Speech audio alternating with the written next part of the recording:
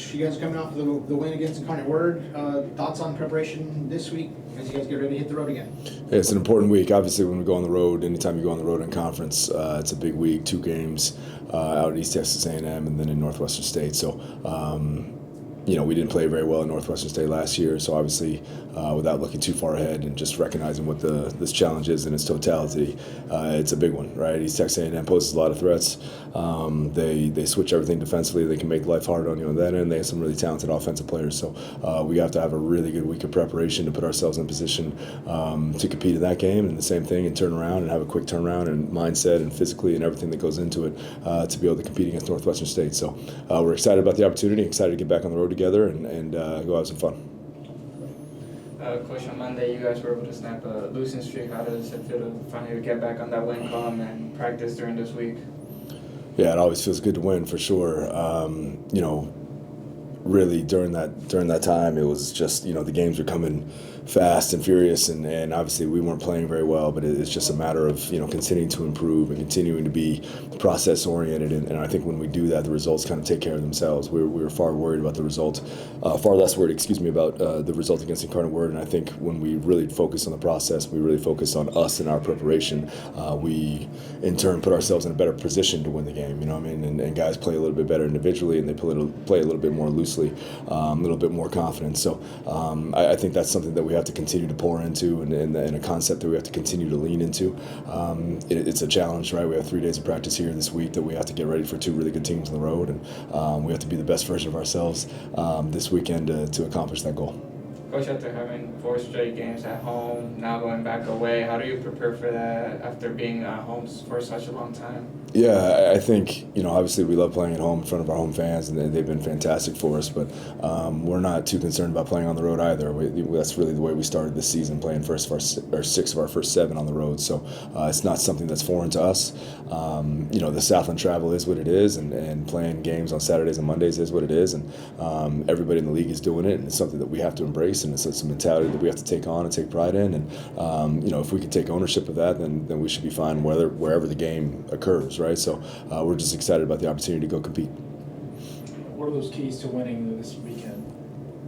Yeah, obviously when you separate the 2 games, I think our mindset of being the tougher, harder playing team in both the games is really important. Both these teams play really, really hard. They're very well coached, and they're very competitive, and teams have had a hard time playing and winning in Commerce, right? It's at both those places, I should say. So, we have to show up with the mindset of being extremely hard playing first and foremost. We have to execute offensively against against East Texas A&M.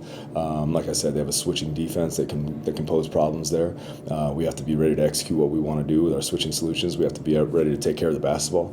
Then we have to be ready to guard really good individual players. So, I think if we can accomplish those things throughout the process of the game and focus on the step-by-step, aspect of doing our job, we should be in a good position at the end of this thing, but we really have to lean into that first. And we're doing a story on Corey. Can you just talk about kind of the impact that he's had on the team and how he's played for you guys?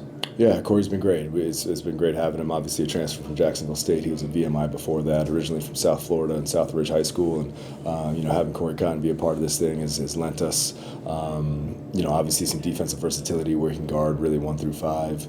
He's a hyper-intelligent kid, both on and off the floor. But the way he reads the game, especially on the defensive end of things, is really a massively impactful thing for the rest of his teammates out there, right? It just makes it, he talks so often about offensive players and point guards in particular that make the game easier for the people around him. Corey does that on defense, right, where he makes the game easier for the people around him with his intelligence, with his communication, his ability to switch, his ability to guard his own man, and his shot blocking has been huge for us too, as far as the help side shot blocker, blocking jump shots. He does that as well as anybody I've ever coached. So from a basketball perspective, he's been hugely impactful for us. And then off the floor and just locker room wise, he's a big time personality.